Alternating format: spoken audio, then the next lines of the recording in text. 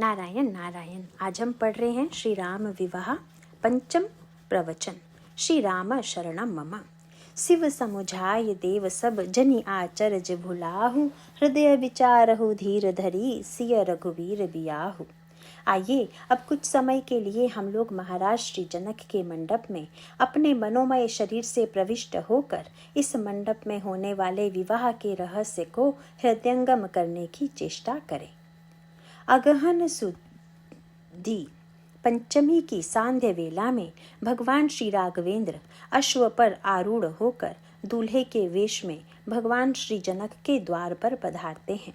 महाराज श्री जनक अर्घ्य पावड़े देते हुए प्रभु को मंडप में ले जाते हैं तथा मंडप में प्रभु को आसन पर विराजमान करने के पश्चात उनके चरणों का प्रक्षालन करते हैं।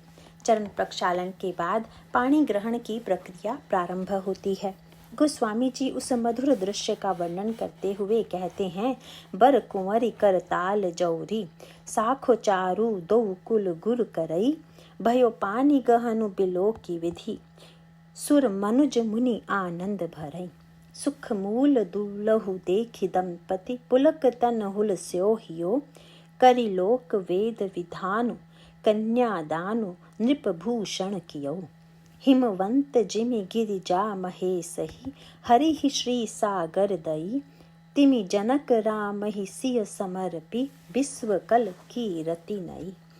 क्यों करई विनय विदेहु कियो, विदेहु मूर्ति सांवरी, करि होम विधिवत गांठ जोरी, होन लागी भांवरी। जय धुनि बंदी वेद धुनि, मंगल गान निशान, सुनि हर शही बर शही विबुध, सुर तरु सुमन सुजान। विवाह की जो पारंपरिक क्रियाएं हैं उन्हें तुलसीदास जी उपर्युक्त पंक्तियों में प्रस्तुत करते हैं। चरण प्रक्षालन के पश्चात कन्यादान की प्रक्रिया प्रारंभ होती है, जिसमें महाराज श्री जनक अपनी पुत्री श्री सीता जी का हाथ अपने हाथों में लेकर भगवान श्री राघवेंद्र के कर कमल में प्रस्तुत करते हैं। भगवान श्री राम जब श्री किशोरी जी का पाणी ग्रहण करते हैं उस समय चारों ओर पुष्प की वर्षा होने लगती है तथा देवता मुनि मनुष्य और ब्रह्मा आदि सभी आनंद में भर उठते हैं। चरण प्रक्षालन के पश्चात कन्यादान की प्रक्रिया का यद्यपि पारंपरिक महत्व तो है ही, पर भक्त अथवा साधक भगवान श्री राघवेंद्र के इस मंगलमय विवाह की लीला का साक्षात्कार जब अपने अंतःकरण में करता है तब उसे वे सभी कृत्य अपने अंतर जीवन से जुड़े हुए दिखाई देते हैं, जो कि राजर्षि जनक के मंडप में त्रेता युग में संपन्न होते हैं। विवाह के मंडप में एक मुख्य क्रिया है कन्यादान अथवा पाणी ग्रहण की। यह कृत्य जनकपुर में संपन्न होता है, किंतु इसका आध्यात्मिक तात्पर्य क्या है, आइए आज हम और आप इसी पर विचार करें। इस संदर्भ में गोस्वामी जी का यह प्रसिद्ध दोहा आपने अवश्य ही पढ़ा होगा, जिसमें वह यह बतलाते हैं कि सुख की अनुभूति में कौन से कारण बाधक हैं। अयोध्या कांड में इसका सूत्र देते हुए तुलसीदास जी कहते हैं, कवि ही अगम जिमि ब्रह्म सुखु, अहमम मलिन जनेषु। इसका तात्पर्य है कि अहम मन्यता तथा ममता के कारण व्यक्ति की बुद्धि मलिन हो गई है और तब मलिन बुद्धि के द्वारा व्यक्ति शक्ति को हृदयंगम नहीं कर पाता है। इसे भगवान श्री राघवेंद्र ने अरण्य कांड में लक्ष्मण जी को बड़े ही अनोखे ढंग से समझाया है। लक्ष्मण जी ने भगवान श्री राघवेंद्र से जब यह प्रश्न किया कि जिस माया के बंधन में व्यक्ति बंधा हुआ है वह माया क्या है, तब प्रभु श्री लक्ष्मण जी से कहते हैं कि माया शब्द का तात्पर्य तो केवल दो शब्दों में ही समाया हुआ है और वे शब्द हैं मैं अरु मोर तोर तई माया, मैं और मेरापन तथा तू और तेरापन। यही वस्तुतः माया है। इसका सीधा साधा अभिप्राय यह है कि जब तक हमारे अंतःकरण में भेद बुद्धि बनी हुई है, मैं और मेरेपन का घेरा बना हुआ है, तब तक हम असीम शक्ति का साक्षात्कार नहीं कर सकते। इसी अहम मान्यता और ममता से मुक्ति होना सबसे कठिन माना जाता है। गोस्वामी जी इसी अहम मान्यता और ममता से मुक्त होने का उपाय हमें भगवान श्री राघवेंद्र तथा विदेह नंदिनी श्री सीता जी के विवाह के माध्यम से बता देते हैं।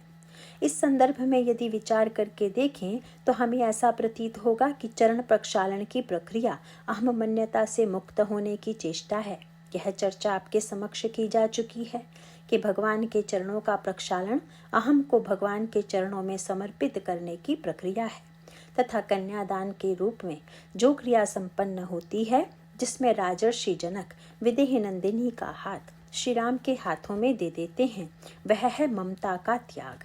क्योंकि अभी तक तो संबंध की दृष्टि से ममता की यह स्वीकृति थी कि सीता मेरी पुत्री है, परंतु महाराज श्री जनक की ममता ऐसी नहीं है जिसकी निंदा की जाए, बल्कि गोस्वामी जी ने तो श्री जनक की ममता के माध्यम से बड़ी ही मधुर प्रक्रिया का वर्णन किया है।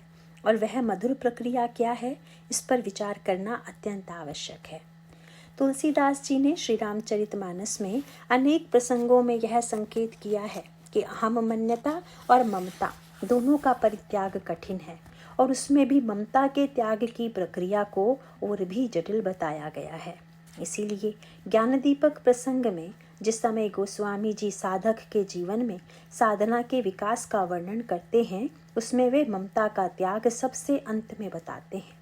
उन्होंने कहा कि व्यक्ति के जीवन में अनेक दिव्य सद्गुण आ जाने के पश्चात भी यह ममता किसी न किसी रूप में शेष रहती है।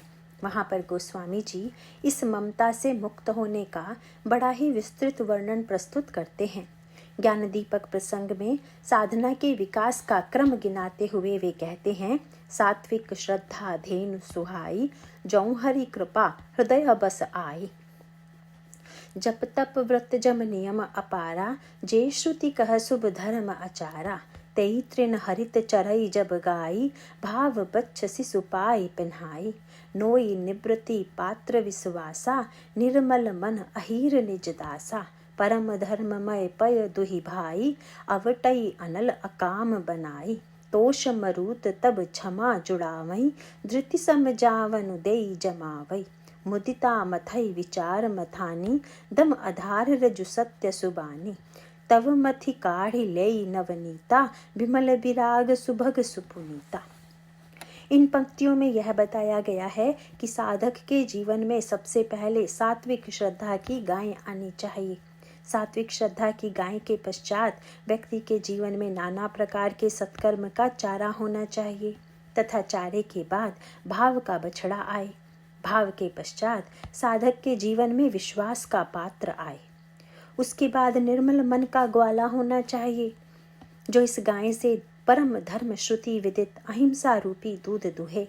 उसके पश्चात साधक अपने अंतःकरण में निष्कामता की अग्नि प्रज्वलित करे तथा जिस तरह दूध को अग्नि में तपाया जाता है, उसी प्रकार साधक भी प्रगाढ़ निष्कामता की अग्नि पर इस दुग्ध को औटाए और निष्कामता के पश्चात संतोष की वायु के द्वारा उसमें क्षमा रूपी शीतलता उत्पन्न करे तथा शीतलता के उपरांत समत्व रूपी जामन के माध्यम से उस दूध को दधी के रूप में परिणत करे। दधी के रूप में परिणत हो जाने के पश्चात साधक के जीवन में विचार का उदय होता है।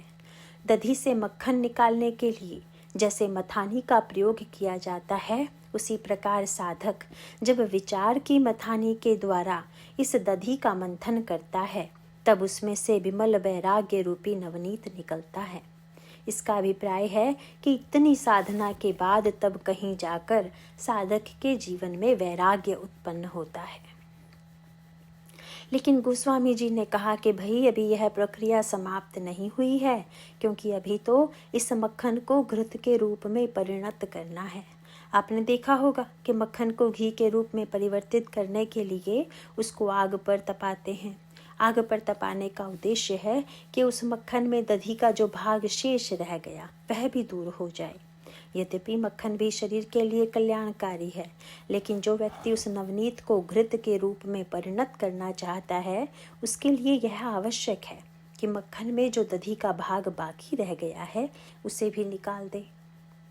इस प्रसंग में अनोखापन यह है कि एक और तो गोस्वामी जी यह कहते हैं कि इतनी साधना के द्वारा साधक के अंतःकरण में विमल वैराग्य का उदय होता है।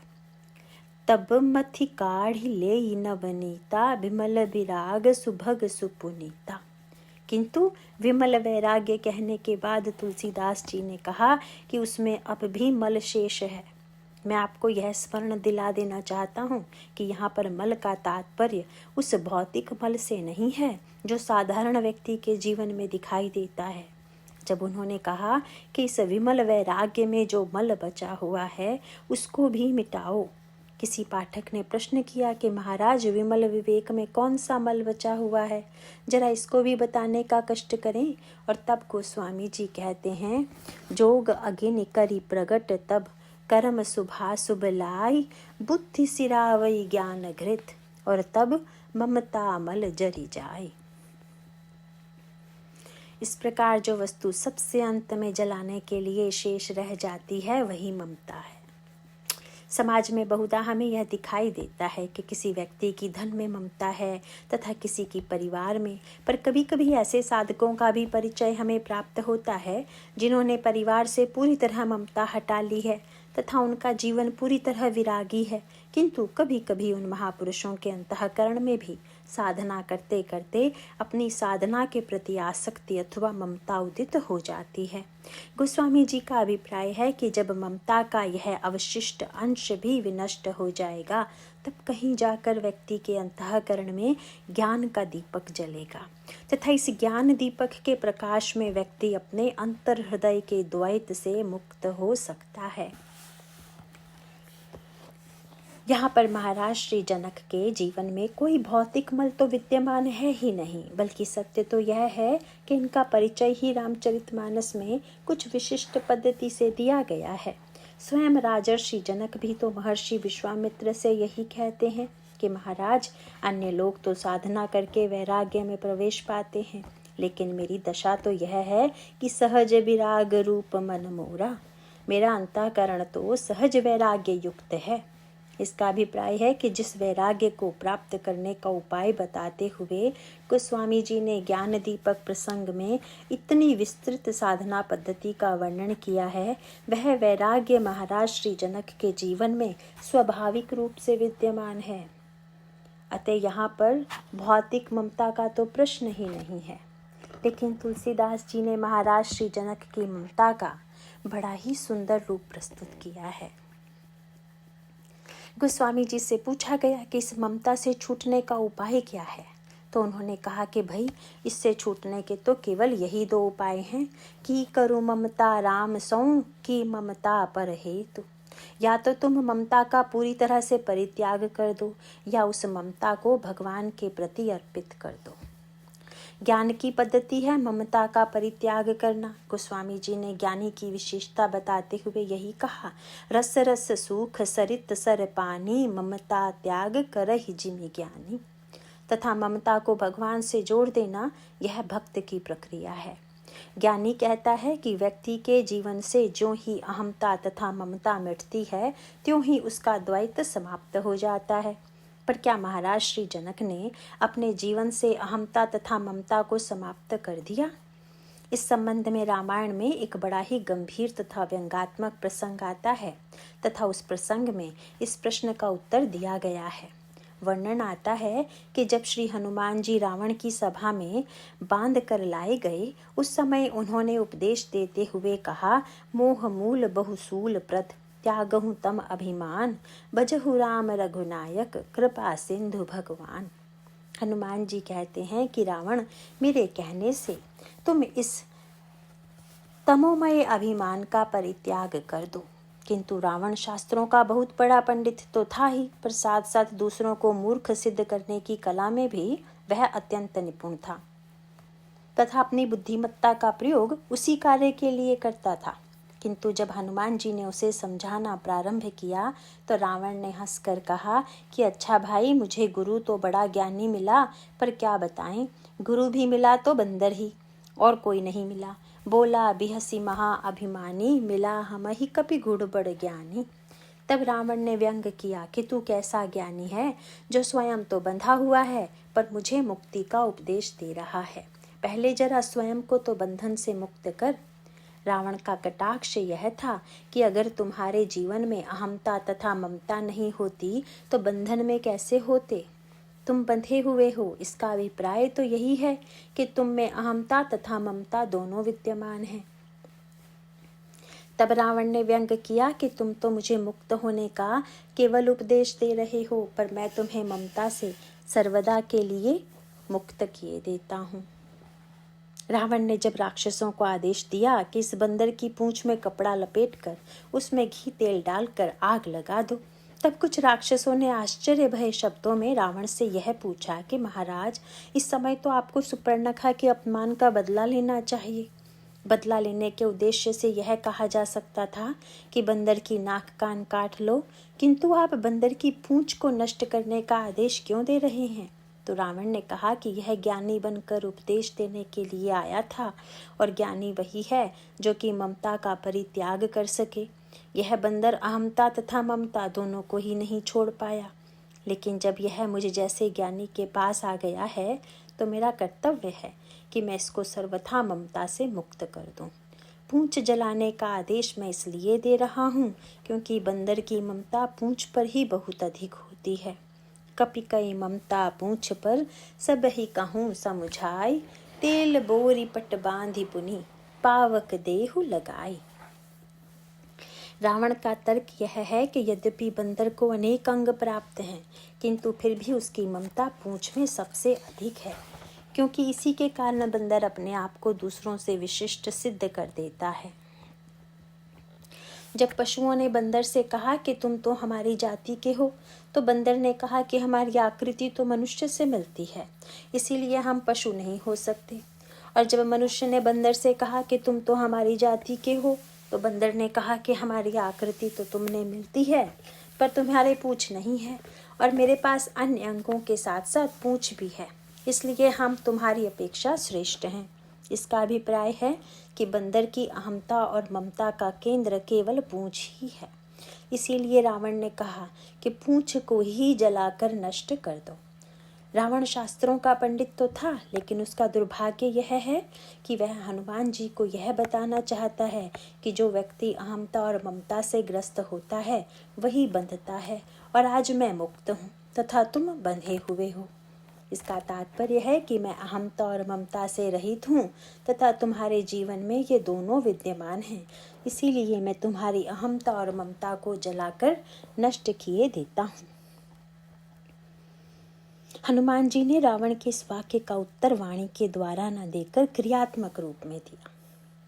हनुमान जी की पूंछ में जब राक्षस घी तेल कपड़ा लपेटने लगे, तब उन्होंने अपनी पूंछ को बढ़ाना प्रारंभ किया, और इतना बढ़ाया कि लंका के सारे घरों का घी तेल कपड़ा लपेटा गया, किंतु फिर भी उनकी पूंछ को पूरी तरह लपेटना संभव नहीं हुआ। हनुमान जी के द्वारा पूंछ को बढ़ाने का क्या उद्देश्य है, इस पर कभी आपने विचार किया?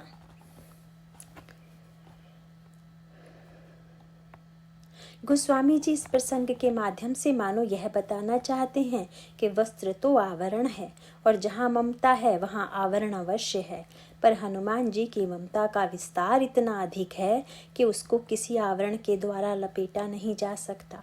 वह तो सर्वथा आवरण रहित है। दूसरी ओर जहाँ ममता है वहाँ स्नेह जरूर होगा। संस्कृत में तेल को स्नेह कहते हैं। रावण का अभिप्राय था कि इसके अंतःकरण में स्नेह अवश्य होगा, अतः इसको स्नेह के द्वारा भिगो दिया जाए। किंतु हनुमान जी ने दिखा दिया कि रावण, लंका में न तो मुझे लपेटने योग्य आवरण है और न ही मेरी ममता को स्नेह सिक्त करने की शक्ति तुम में है। हनुमान जी जब पूंछ बढ़ाने लगे तो रावण ने बड़े आश्चर्य से उनकी ओर देखकर कहा कि अभी तो तू बड़े ऊंचे ज्ञान की बात कर रहा था और अब पूंछ को फैलाने लगा, क्या तुझे ममता बढ़ाने में संकोच नहीं है? आगे चलकर हनुमान जी ने इस प्रश्न का उत्तर भी क्रियात्मक रूप में दिया। जब सारी लंका का घी तेल वस्त्र समाप्त हो गया, तब अचानक उन्होंने अपनी पूंछ को समेट लिया। हनुमान जी का अभिप्राय है कि रावण ममता उसी के लिए दुखदायी होता है जो ममता को फैलाना तो जानता है पर समेटना नहीं जानता। मैं तो इसे फैलाना और लपेटना दोनों जानता हूँ, पर तुम्हारा दुर्भाग्य यह है कि तुम इसे केवल फैलाना जानते हो, समेटना नहीं जानते। तुमने अपनी ममता इस 4 कोस की लंका में फैला तो ली है, किंतु उसे समेट पाओगे नहीं, इसीलिए तुम्हारी ममता ही जलेगी, मेरी नहीं। तुमने यह कहा कि ममता पूंछ पर है, किंतु रावण मैं इसे नहीं मानता। गोस्वामी जी से किसी ने पूछा कि महाराज, हनुमान जी की ममता क्या सचमुच पूंछ में थी? तो उन्होंने कहा कि भाई, यह तो रावण का भ्रम था। वस्तुतः सत्य तो यह है कि हनुमान जी ने अपनी ममता का केंद्र भगवान को ही बना लिया है। इसका अभिप्राय है कि संत और भक्त संसार से अपनी ममता को समेट कर उसे भगवान में जोड़ देता है। एक भक्त ने भगवान से कहा कि प्रभु, यह शरीर मैंने आपको दिया, मन आपको दिया, बुद्धि आपको दी तथा चित्त और अहंकार भी मैंने आपको दिया। जब वह भक्त सब कुछ देता चला गया तो भगवान ने हंसकर कहा, दान देते समय अपने लिए भी तो कुछ बचा कर रखना चाहिए था, किंतु लगता है कि तुमने सब कुछ दे डाला, अब तो तुम्हारे पास कुछ नहीं बचा। तब उस भक्त ने कहा कि महाराज, एक वस्तु मैंने अपने लिए बचा ली है। भगवान ने पूछा कि तुमने अपने लिए कौन सी वस्तु बचाई? तो बड़े भाव भरे शब्दों में उस भक्त ने भगवान से कहा, तन भी तेरा, मन भी तेरा, तेरा पिंड प्राण, सब कुछ तेरा, लेकिन तू है मेरा, यह दादू का ज्ञान। महाराज, सब कुछ आपका है, पर आप तो मेरे हैं। इसका अभिप्राय है कि कहीं करूं ममता राम सो, की ममता पर हेतु। या तो संसार से ममता हटाओ या फिर उस ममता को श्री राम से जोड़ दो। हनुमान जी की यह असीम बढ़ती हुई पूंछ ईश्वर के प्रति समर्पित ममता की असीमता की ओर इंगित करती है। इसका अभिप्राय है कि ईश्वर के प्रति समर्पित असीम ममता न तो किसी आवरण के द्वारा कभी आवृत होती है और न ही किसी सांसारिक स्नेह से सिक्त हो सकती है। हनुमान जी के चरित्र की सबसे बड़ी विलक्षणता यह है कि यद्यपि वे बंधे हुए थे, पर ज्यों ही पूंछ में आग लगाई गई त्यों ही हनुमान जी ने एक नया कार्य यह किया, निबु की चढ़ेऊ कपि कनक अटारी।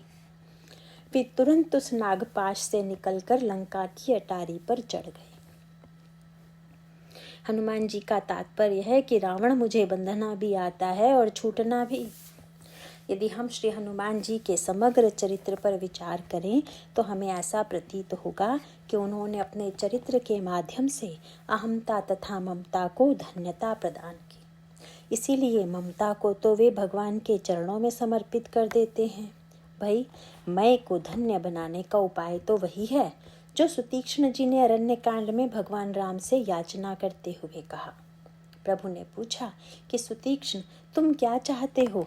तो उन्होंने कहा कि प्रभु, मैं तो चाहता हूँ कि मेरे जीवन में सर्वदा अभिमान बना रहे।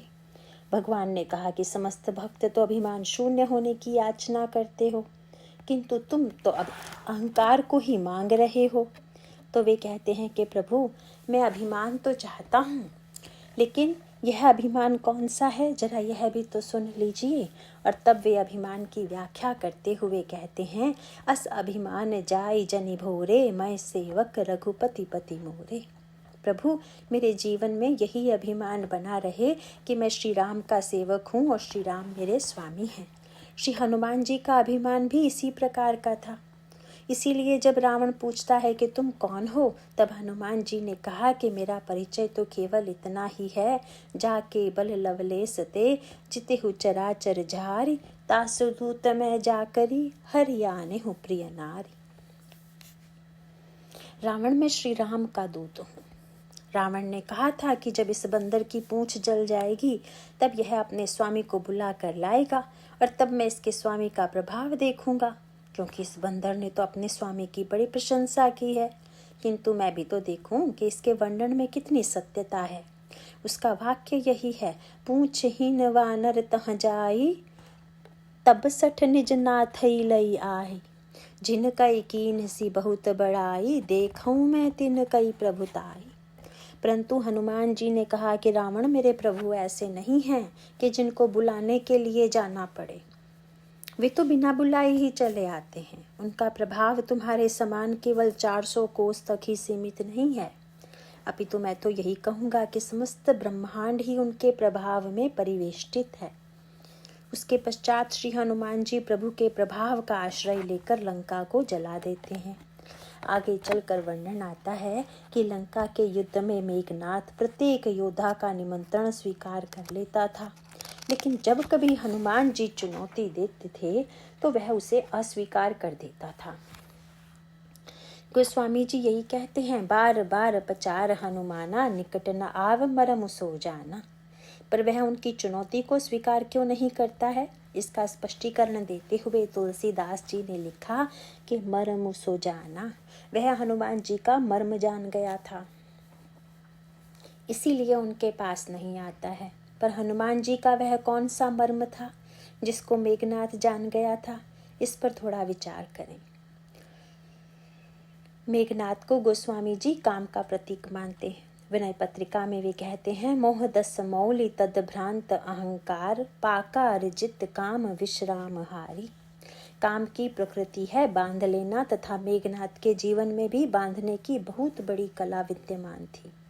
इसीलिए रावण ने भी उसे यही आदेश दिया था कि मारसी जनि सुत बांधि सुताही, उस बंदर को बांध कर ले आओ। जब मेघनाथ ने बांध कर ले आया तब रावण ने तो उसकी पीठ ठोककर कहा कि जो कार्य संसार में कोई नहीं कर पाया वह तुमने कर दिया, इस बंदर को बांध लेना तुम्हारी बहुत बड़ी सफलता है।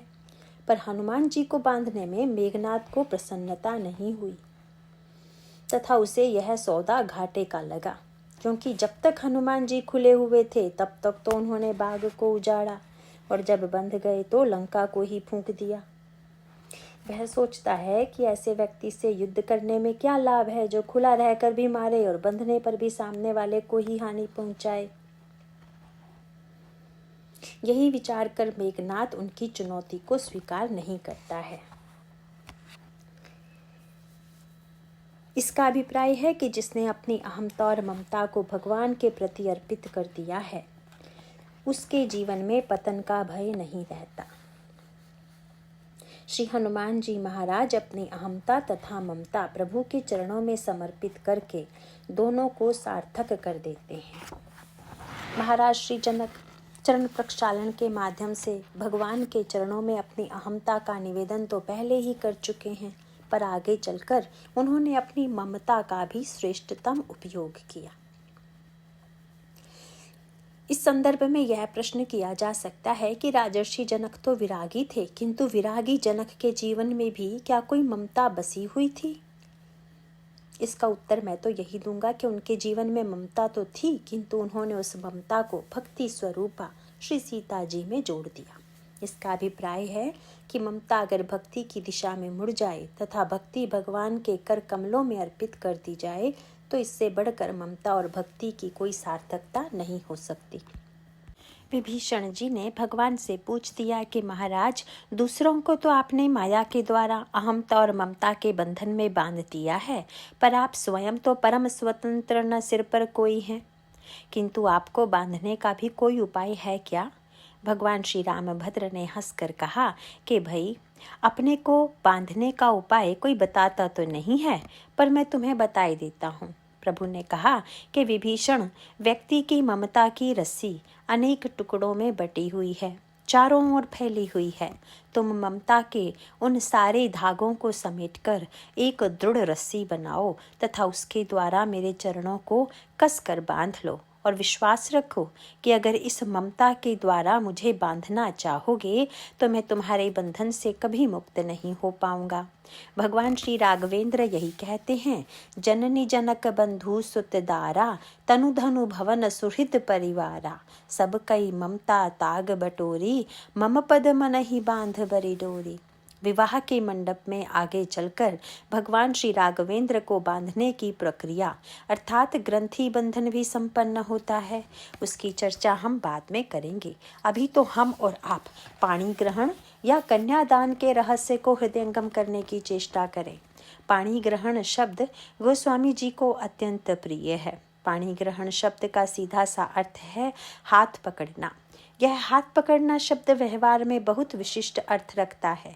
इस संबंध में गोस्वामी जी का वह प्रसिद्ध दोहा आप लोगों ने अवश्य ही सुना होगा, जिसमें वे कहते हैं, तुलसी बाह सपूत की, धोके हूँ जौ छुई जाए, आप निबाहे जन्म भरी, लरिकन सौ कही जाए। इसका तात्पर्य है कि श्रेष्ठ व्यक्ति यदि हाथ पकड़ लेता है तो वह अपने जीवन में तो उसका निर्वाह करता ही है तथा मृत्यु के समय अपने पुत्रों को भी उस संबंध के निर्वाह का आदेश दे जाता है। भाई संसार में जब श्रेष्ठ व्यक्ति हाथ पकड़ने पर इतना निर्वाह करता है तो फिर ईश्वर यदि हाथ पकड़ ले तब तो कहना ही क्या। लेकिन यह आप अवश्य ध्यान रखिएगा कि आज महाराज श्री जनक के इस मंडप में भगवान राम के द्वारा जो कार्य संपन्न हुआ वह ईश्वर के लिए बिल्कुल नया है। शास्त्र का कथन है कि ब्रह्म न तो पकड़ में आता है और न ही वह किसी को पकड़ता है। रामचरितमानस में महाराज श्री जनक तो भगवान श्री राघवेंद्र से ही कह देते हैं कि आप तो किसी प्रकार से पकड़ में ही नहीं आते हैं। भगवान ने पूछा कि क्या आपने पकड़ने का प्रयत्न किया है, तो उन्होंने कहा कि प्रभु आपकी महिमा तो ऐसी है जिसको मन समेत जही जान न बानी, तर्की न सकहि सकल अनुमानी, महिमा निगम नेति कही कहई, जो तिहु काल एक रस रहई। महाराज श्री जनक कहते हैं कि आप तो मन बुद्धि वाणी तथा तर्क आदि से भी अगोचर हैं तथा आपको पकड़ने में कोई व्यक्ति समर्थ नहीं है। इस प्रकार एक ओर तो ईश्वर पकड़ में नहीं आता तथा दूसरी ओर उसका स्वभाव यह है कि वह किसी को पकड़ता भी नहीं, क्योंकि वह सबके हृदय में बैठा हुआ है। किंतु फिर भी हम लोगों की समस्याओं पर उसकी दृष्टि नहीं जाती। गोस्वामी जी ने रामचरितमानस में ईश्वर का लक्षण बताते हुए यही कहा कि यद्यपि सम नहीं राग न रोषु, न तो वह किसी से राग करता है न ही किसी के प्रति उसके हृदय में क्रोध आता है। जब यह प्रश्न किया गया कि ब्रह्म के मन में किसी के प्रति राग अथवा रोष क्यों नहीं आता, तो इसका उत्तर देते हुए वे कहते हैं कि राग हमारे मन में उस व्यक्ति के प्रति आएगा जिसमें हमें पुण्य अथवा गुण दिखाई देंगे, तथा जिस व्यक्ति में पाप दिखाई देगा उसके प्रति हमारे अंतःकरण में स्वाभाविक रूप से क्रोध का उदय होगा। किंतु ईश्वर का स्वभाव है गहई न पाप पूर्ण गुण दोषु, न तो वह किसी का पाप ग्रहण करता है और न तो पुण्य। इसका परिणाम यह होता है कि यद्यपि निर्गुण निराकार ब्रह्म साक्षी तथा दृष्टा के रूप में हमारे अंतःकरण में सर्वदा विद्यमान रहता है, लेकिन इतना होते हुए भी व्यक्ति के प्रति उसके मन में कोई सहानुभूति नहीं होती है। व्यक्ति के मन में हमारे प्रति लगाव न होने के कारण उन समस्याओं का कोई समाधान ईश्वर की ओर से प्राप्त नहीं होता जिनसे हम ग्रस्त हैं। गोस्वामी जी ने रामचरितमानस के माध्यम से इस प्रश्न को बड़े ही सुंदर रूप में प्रस्तुत किया है।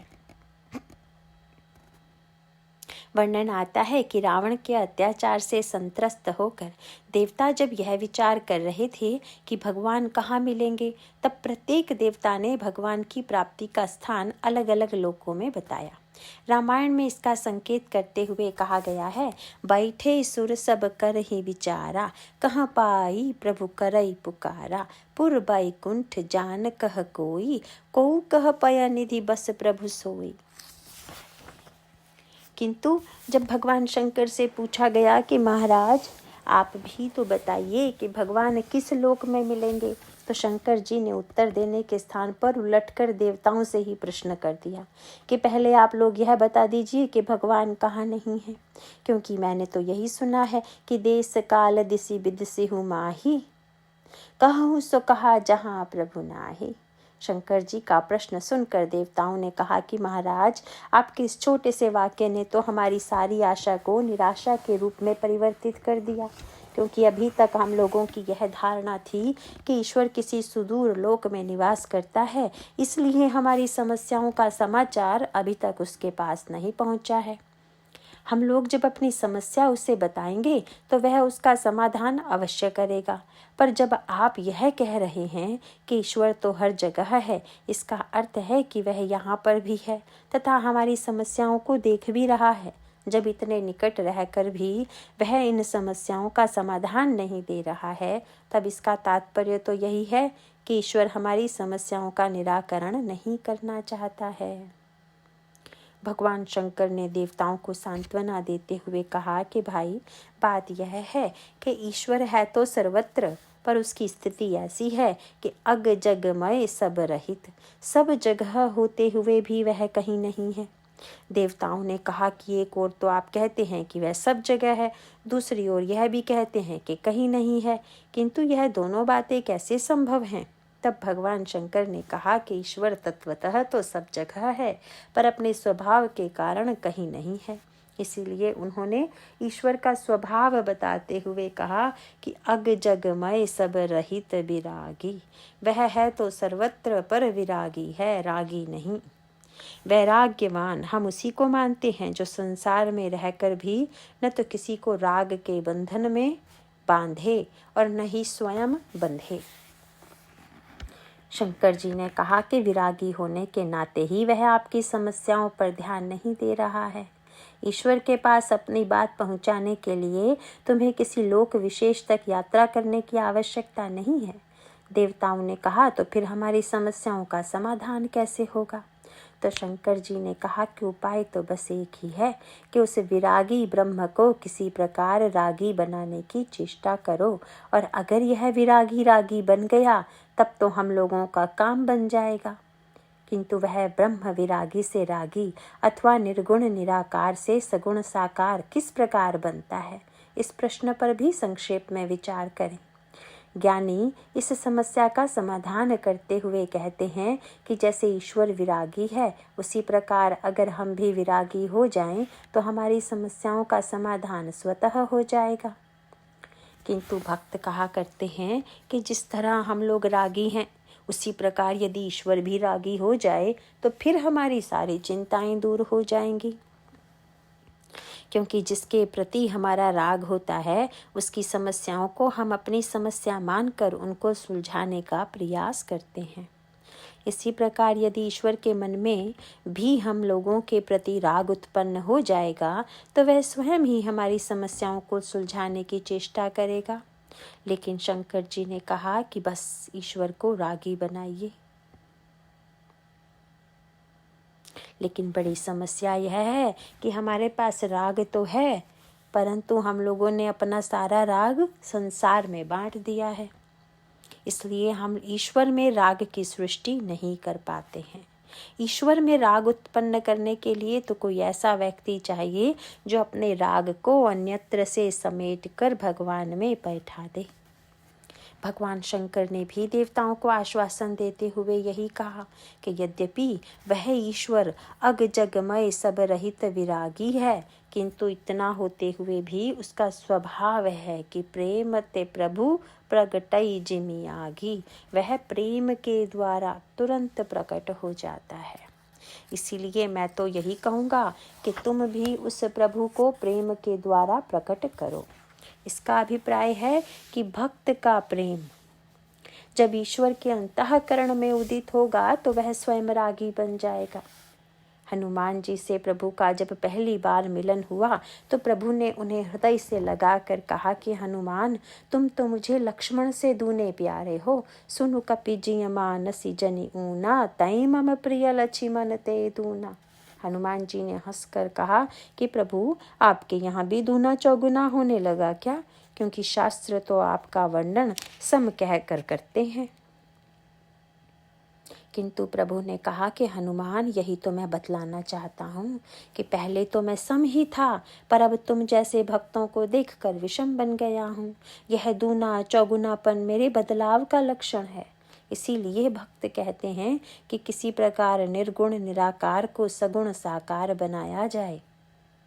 इस संदर्भ में मैं आपको बतला देना चाहता हूँ कि निर्गुण निराकार को सगुण साकार के रूप में परिणत करने के रामचरितमानस में 2 सूत्र दिए गए हैं। उनमें एक है अयोध्या का सूत्र तथा दूसरा जनकपुर का। अयोध्या के सूत्र में यह बताया गया कि हम ऐसी चेष्टा करें जिससे ईश्वर पकड़ में आ जाए।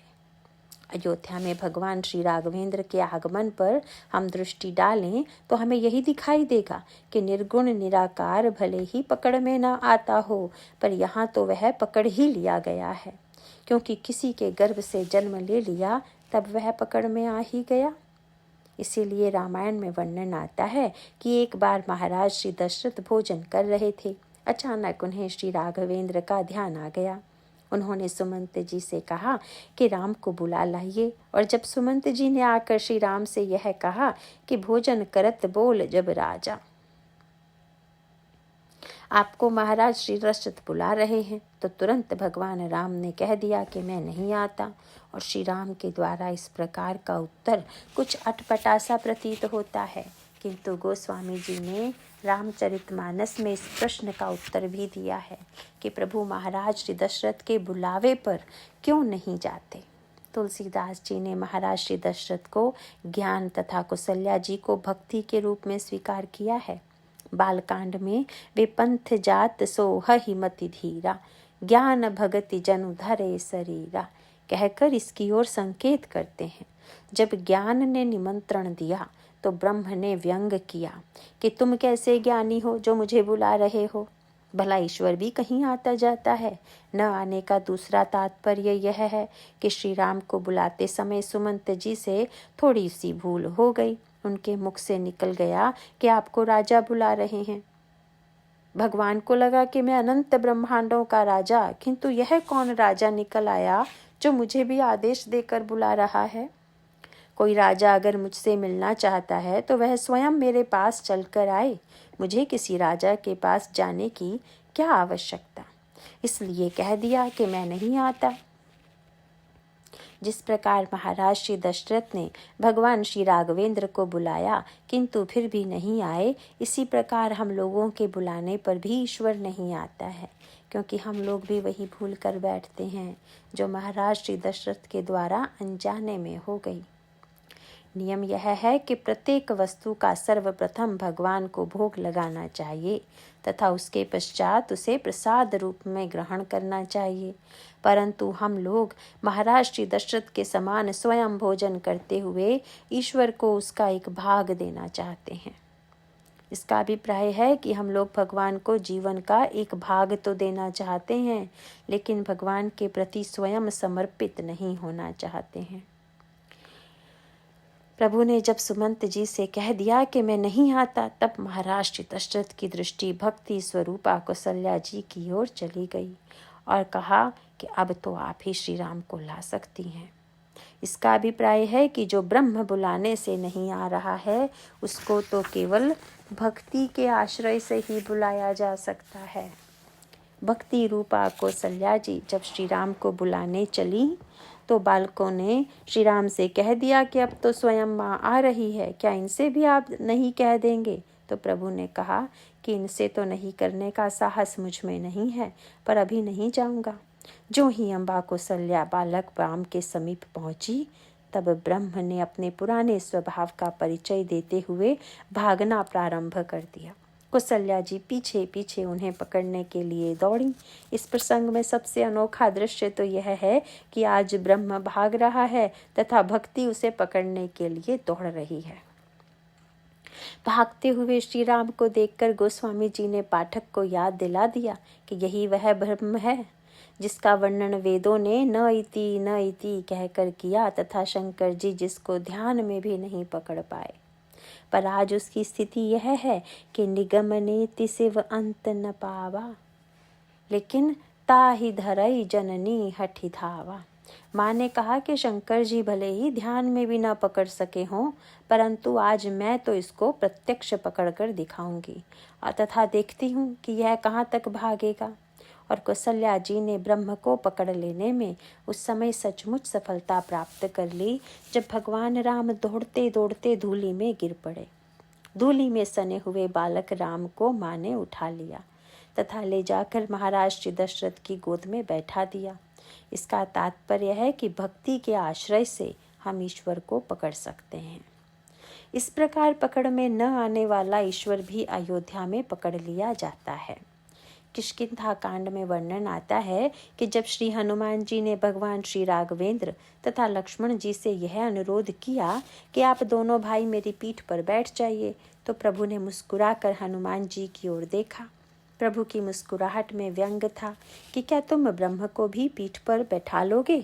तब हनुमान जी ने कहा कि महाराज, यह अनुरोध करने का मेरा साहस न होता, पर अब आपने अपना परिचय दिया तो मेरा साहस बढ़ गया। क्योंकि अभी अभी आपने अपना परिचय देते हुए कहा था कि कौशलेश दशरथ के जाए, हम तो अयोध्या के राजा दशरथ के बेटे हैं। तब मुझे लगा कि जब आप महाराज श्री दशरथ के बेटे बने तो उन्होंने आपको गोद में जरूर उठाया होगा, और जब आप उनको गोद में उठा सकते हैं तो मेरी पीठ पर भी उठ सकते हैं। इसीलिए आपको पीठ पर बैठने में कोई आपत्ति नहीं होनी चाहिए। भगवान ने हनुमान जी से पुनः विनोद करते हुए कहा कि हनुमान, पिताजी ने मुझे गोद में बिठाया था तो तुम भी गोद में बिठा लो, किंतु तुम पीठ पर बैठने के लिए क्यों कह रहे हो? तो हनुमान जी ने कहा कि महाराज, मैं तो आपको पीठ पर ही उठाऊंगा, गोद में नहीं, क्योंकि प्रभु, गोद और पीठ में सबसे बड़ा अंतर यह है कि जो व्यक्ति गोद में बैठता है उसे तो गोद में बैठाने वाला पकड़ता है, किंतु जो व्यक्ति पीठ पर बैठता है वह बैठाने वाले को स्वयं ही पकड़ता है। हनुमान जी का अभिप्राय था कि प्रभु, महाराज श्री दशरथ तो समर्थ थे, अतः उन्होंने आपको पकड़ लिया, पर मैं तो चाहता हूँ कि आप ही मुझे पकड़े रहें, इसीलिए आपको पीठ पर बैठाना ही ठीक है। इसका तात्पर्य है कि अयोध्या में पकड़ में आने वाला ब्रह्म है, लेकिन भाई सबसे बड़ी समस्या यह है कि यदि हम ईश्वर को अपनी ओर से पकड़ेंगे तब तो पता नहीं कब छूट जाए, पर अगर ईश्वर ही हमें अपनी ओर से पकड़ ले तो छूटने का कोई भय नहीं। और इस समस्या का समाधान हमें जनकपुर में मिलता है। महाराज श्री जनक ने जब श्री किशोरी जी का हाथ लेकर प्रभु की ओर बढ़ाया और प्रभु ने उस हाथ को पकड़ लिया, उस समय सबने यही कहा कि ईश्वर तो न पकड़ने योग्य नहीं था। पर आज जब वही पकड़ने वाला हो गया तो अब हमें चिंता करने की कोई आवश्यकता नहीं है, क्योंकि अब तो हम लोग भी अपना हाथ बढ़ा देंगे, और जब ईश्वर इसी प्रकार हमें पकड़ लेगा तो हम लोग भी निश्चिंत हो जाएंगे।